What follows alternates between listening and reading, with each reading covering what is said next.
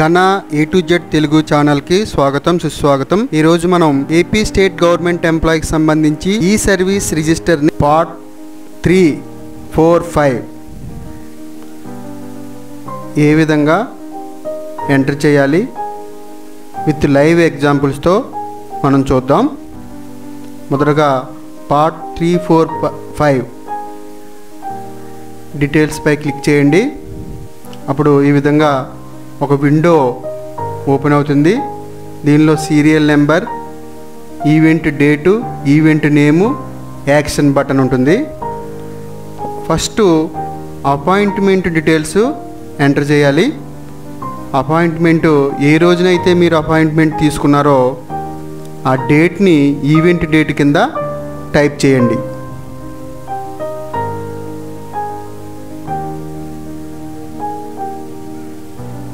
మీరు అపాయింట్మెంట్ తీసుకున్న డేట్ని ఈవెంట్ డేట్ కింద ఎంటర్ చేయాలి।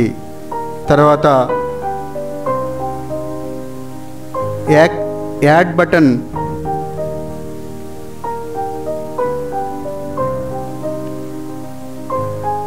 బటన్ పై క్లిక్ చేస్తే ఈ విధంగా ఒక న్యూ విండో ఓపెన్ అవుతుంది। ఇక్కడ పైన టైప్ ఆఫ్ అపాయింట్మెంట్, మీరు ఏ విధంగా అపాయింట్మెంట్ పొందారు, డైరెక్ట్ రిక్రూట్మెంటా, కన్వర్షన్ ఫ్రమ్ కంటింజెంట్ సర్వీసా, రీడిప్లాయ్మెంట్, ఎమర్జెన్సీ సర్వీసా, కన్వర్షనా, ఈ విధంగా మీ అపాయింట్మెంట్కి ఒక టైప్ ఉంటుంది।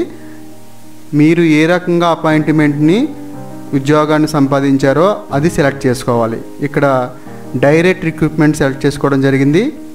తర్వాత ఆర్డర్ నెంబర్, ఆ రిక్రూట్మెంట్లో మనకి ఆర్డర్ నెంబర్ ఇస్తారు అపాయింట్మెంట్లోని, ఆ ఆర్డర్ నెంబర్ని ఇక్కడ ఎంటర్ చేయాలి।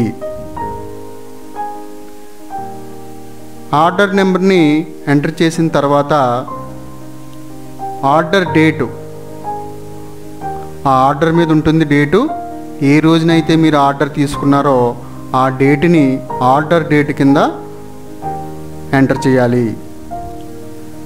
డేట్ ఆఫ్ జాయినింగ్, ఆర్డర్ తీసుకున్న తర్వాత మనకి 15 డేస్ గ్రేస్ పీరియడ్లో ఉంటుంది। ఈ లోపల ఎప్పుడైనా జాయిన్ అవ్వచ్చు కాబట్టి మీరు ఏ రోజైతే జాయిన్ అయ్యారో ఆ డేట్ని ఇక్కడ డేట్ ఆఫ్ జాయినింగ్ కింద ఎంటర్ చేయాలి।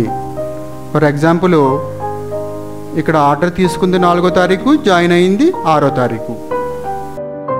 జాయినింగ్ టైం ఫోర్నూనా ఆఫ్టర్నూనా। సెలక్షన్ టైప్, మీరు ఈ అపాయింట్మెంట్ని ఏ రకంగా పొందారు, డిస్ట్రిక్ట్ సెలక్షన్ కమిటీ ద్వారాగానా, ఏపీపీఎస్సి ద్వారానా, లేకపోతే యూపీఎస్సి ద్వారానా, అదర్ సెలక్షన్ కమిటీ ద్వారానా, SLPRB ద్వారానా, ఈ రకంగా మీరు అపాయింట్మెంట్ని ఏ రకంగా పొందారో అది సెలెక్ట్ చేసుకోవాలి। ఇక్కడ డిస్ట్రిక్ట్ సెలక్షన్ కమిటీ DSC కాబట్టి డిస్ట్రిక్ట్ సెలక్షన్ కమిటీ ఎంటర్ చేసుకున్నారు। పేరెంట్ డిపార్ట్మెంట్, ఒక్కొక్కరికి ఒక్కొక్క డిపార్ట్మెంట్ ఉంటుందని గతంలో చెప్పడం జరిగింది। మీరు ఏ డిపార్ట్మెంట్కి చెందినవారు, ఫర్ ఎగ్జాంపుల్ ఈ ఎంప్లాయీ మున్సిపల్ అడ్మినిస్ట్రేషన్ డిపార్ట్మెంట్కి చెందినవారు కాబట్టి వాళ్ళు మున్సిపల్ అడ్మినిస్ట్రేషన్ డిపార్ట్మెంట్ అని సెలెక్ట్ చేసుకుంటారు। అలాగే మీరు ఏది పేరెంట్ డిపార్ట్మెంట్ అయితే ఆ డిపార్ట్మెంట్ని ఇక్కడ సెలెక్ట్ చేసుకోవాలి। MPP, ZPP టీచర్స్ అయితే స్కూల్ ఎడ్యుకేషన్ డిపార్ట్మెంట్ అని సెలెక్ట్ చేసుకుంటారు। రెవెన్యూ డిపార్ట్మెంట్ అయితే రెవెన్యూ డిపార్ట్మెంట్ అని సెలెక్ట్ చేసుకుంటారు। సర్వీస్ రూల్స్, మీరు డిపార్ట్మెంట్కి సంబంధించి సర్వీస్ రూల్స్ ఉంటాయి। ఇక్కడ మున్సిపల్ అడ్మినిస్ట్రేషన్ డిపార్ట్మెంట్కి 4th సర్వీస్ రూల్స్ వర్తిస్తాయి। సర్వీస్ రూల్స్ సెలెక్ట్ చేసుకోవాలి। Class branch, 2nd grade teacher కాబట్టి వీళ్ళు 3rd క్లాస్కి చెందుతారు। అదే స్కూల్ అసిస్టెంట్ అయితే సెకండ్ క్లాసు, హెచ్ఎంస్ ఎంఈఓస్ అయితే ఫస్ట్ కేటగిరీకి సెలెక్ట్ చేసుకోవాలి. ఇక్కడ థర్డ్ ఎస్జిటి కాబట్టి థర్డ్ సెలెక్ట్ చేసుకున్నారు. పోస్ట్ కేటగిరీ ఆల్ ఇండియన్ సర్వీసెసా, గెజిటెడ్ ఆఫీసరా, నాన్ గెజిటెడ్ ఆఫీసరా, ఈ రకంగా మీరు ఏ పోస్ట్ కేటగిరీకి చెందినవారో అది సెలెక్ట్ చేసుకోవాలి. పోస్ట్ సెకండ్ గ్రేడ్ టీచర్, లేకపోతే స్కూల్ అసిస్టెంట్ అయితే స్కూల్ అసిస్టెంట్ సెలెక్ట్ చేసుకోవాలి. పిఆర్సి మీరు అపాయింట్మెంట్ పొందినప్పుడు ఏది స్టేట్ గవర్నమెంట్కి చెందిన వాళ్ళ, యూజీసీయా, జుడిషియలా, ఏఐసిటిఈయా, ఏఐఎస్ఆ, ఈ రకంగా ఉంటుంది. మీరు పిఆర్సి టైపు స్టేట్కి సంబంధించిన వాళ్ళైతే స్టేట్ అని సెలెక్ట్ చేసుకుంటారు. పిఆర్సి ఇయర్ మీరు అపాయింట్మెంట్ పొందినప్పుడు ఏ పిఆర్సి రన్ అవుతుందో ఆ పిఆర్సీని సెలెక్ట్ చేసుకోవాలి. 2008 డిఎస్సి కాబట్టి వీళ్ళు 2010 జాయిన్ అయ్యారు కాబట్టి 2010 పిఆర్సీ వీళ్ళకి రన్ అవుతుంది కాబట్టి 2010 సెలెక్ట్ చేసుకున్నారు.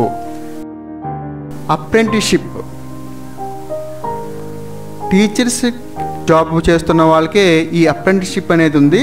వాళ్ళు మాత్రమే 2008 అంతకన్నా ముందు జాయిన్ అయిన వాళ్ళు అప్రెంటిస్షిప్ ఎస్ అని సెలెక్ట్ చేసుకోవాలి.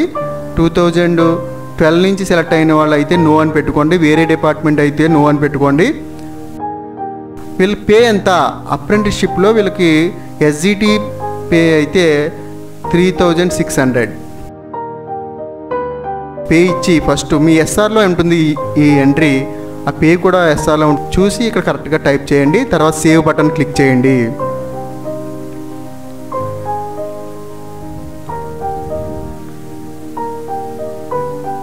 Do you want to submit details అడుగుతుంది, ఓకే క్లిక్ చేయండి.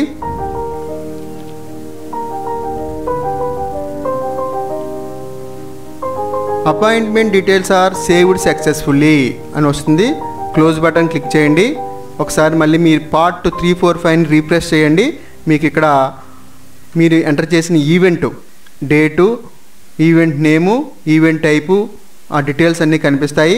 ఒకసారి మళ్ళీ దీన్ని వెరిఫికేషన్ చేసుకోవాలంటే మీరు వ్యూ కానీ, ఎడిట్ చేసుకోవాలంటే ఎడిట్ కానీ క్లిక్ చేయొచ్చు.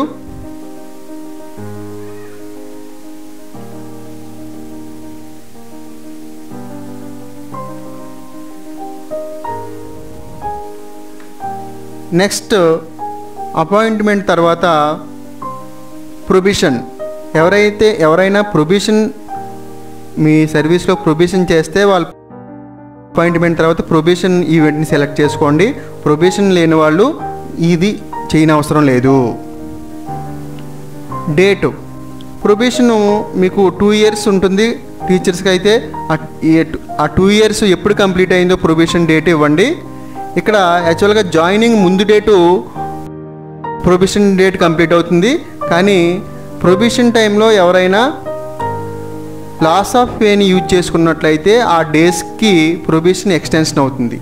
కాబట్టి యాక్చువల్గా 6వ తారీఖున జాయిన్ అయిన వీళ్ళకి 13వ తారీఖున ప్రొబిషన్ కంప్లీట్ అయింది. ఎందుకంటే సర్వీస్లో ఉన్నప్పుడు ప్రొబిషన్ టైంలో ఉన్నప్పుడు ఎవరైనా లాస్ ఆఫ్ పేని యూజ్ చేసుకుంటే వాళ్ళ డేటా చేంజ్ అవుతుంది, అది గుర్తుపెట్టుకోండి. లేకపోతే లేదు.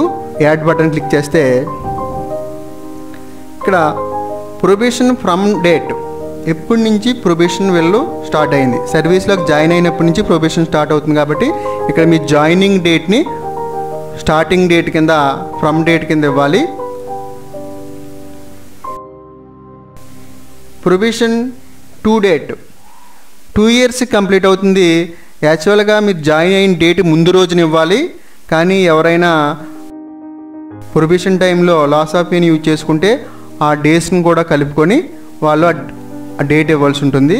ఇక్కడ 13/11/2012 వీళ్ళకి ప్రొబేషన్ కంప్లీట్ అయింది కాబట్టి ఇచ్చారు. లేకపోతే 5/11/2012 అదికి వీళ్ళకి యాక్చువల్గా కంప్లీట్ అవ్వాలి. అది దృష్టిలో పెట్టుకొని మీరు ఈ ఫ్రమ్ డేటు టు డేటు ఇవ్వండి. ఇది ఎస్ఆర్లో కూడా ఈవెంట్ రాస్తారు, చూసి కూడా మీరు కరెక్ట్గా ఇక్కడ ఫ్రమ్ డేట్ టు డేట్ ఇవ్వండి. Date of declaration of prohibition ఎప్పుడు డిక్లరేషన్ కంప్లీట్ అయింది అంటే ఇది 2 years కంప్లీట్ అయిన డేట్నే ఇక్కడ మనం ఇవ్వాలి. ప్రొబేషన్ ఎప్పుడైతే కంప్లీట్ అయిందో ఆ డేట్ని ఇక్కడ ఇవ్వండి. నెక్స్ట్ దానికి సంబంధించిన అప్లోడ్ ఆర్డర్, దానికి సంబంధించిన ఒక ఆర్డర్ మీ దగ్గర ఉంటుంది. చూజ్ ఫైల్ సెలెక్ట్ చేసి మీరు ఆ స్కాన్ చేసిన సర్టిఫికేట్ని అప్లోడ్ చేయాలి. నెక్స్ట్ డిపార్ట్మెంట్, మీ పేరెంట్ డిపార్ట్మెంటు ఏదైతే అది ఇక్కడ ఇస్తారు. ఇక్కడ మున్సిపల్ అడ్మినిస్ట్రేషన్ డిపార్ట్మెంట్ కాబట్టి వీళ్ళు మున్సిపల్ అడ్మినిస్ట్రేషన్ డిపార్ట్మెంట్ ఇచ్చారు. తర్వాత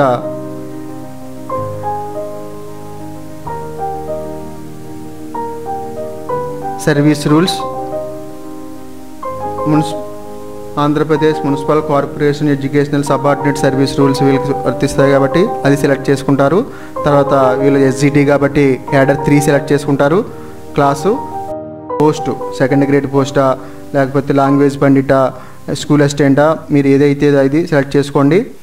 ప్రొసీడింగ్ నెంబర్, మీకు ఈ ఆర్డర్ ఇచ్చినప్పుడు మీ ప్రొబేషన్ కంప్లీట్ అయినట్టు మీకు ఒక ఆర్డర్ ఇస్తారు. ఆ ఆర్డర్లోని ప్రొసీడింగ్ నెంబర్ ఉంటుంది. ఆ నెంబర్ని ఆ ఆర్డర్లో చూసి ఇక్కడ టైప్ చేయాలి.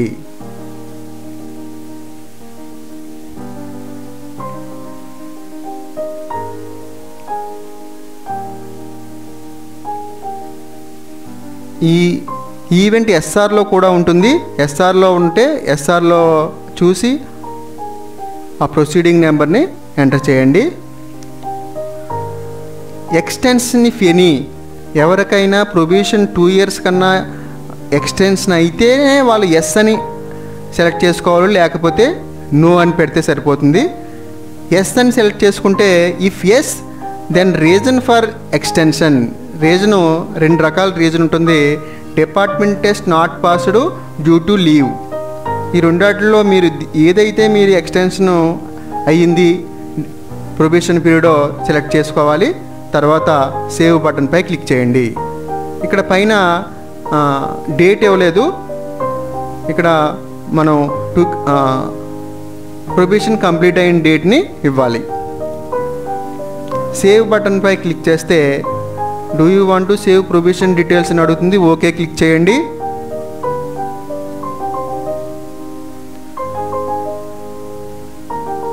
Next event regularization. 2 years complete అయిపోయినప్పుడు రెగ్యులరైజేషన్ మీకు అవుతుంది కాబట్టి అది ప్రొబేషన్ కంప్లీట్ అయిన డేటే రెగ్యులరైజేషన్ అవుతుంది. కాబట్టి ఇక్కడ డేట్ కూడా ఈవెంట్ డేటు మీ ఎస్ఆర్లో చూసి లేకపోతే మీ రెగ్యులరైజేషన్ సంబంధించిన సర్టిఫికేట్ మీద డేట్ని ఇక్కడ ఇవ్వండి.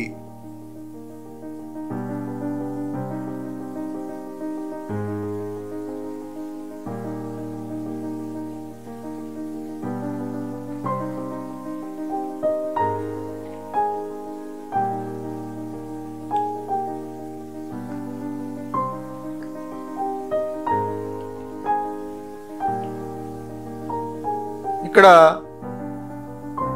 సర్వీస్లోకి జాయిన్ అయిన 2 years కంప్లీట్ అయిందే మనకి రెగ్యులరైజేషన్ కింద వస్తుంది. నెక్స్ట్ డిపార్ట్మెంట్ నేము, రెగ్యులరైజేషన్ డీటెయిల్స్లో డిపార్ట్మెంట్ నేము, ఈ పేరెంట్ డిపార్ట్మెంట్ సెలెక్ట్ చేసుకోవాలి.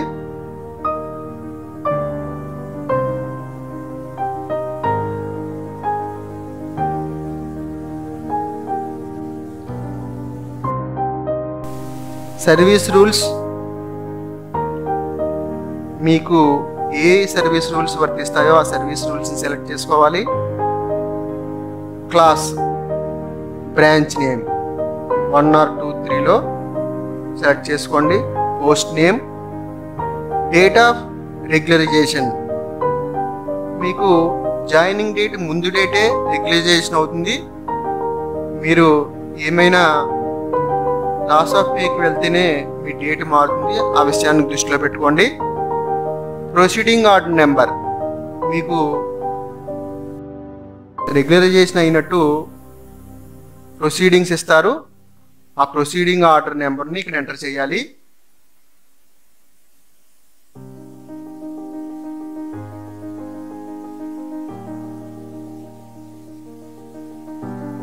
ఇది మీ ఆర్డర్ మీద ఉంటుంది.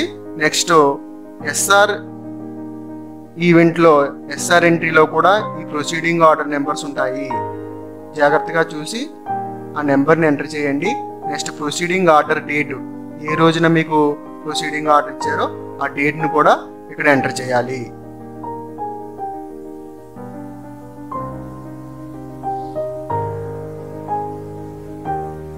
నెక్స్ట్ సేవ్ బటన్ పై క్లిక్ చేస్తే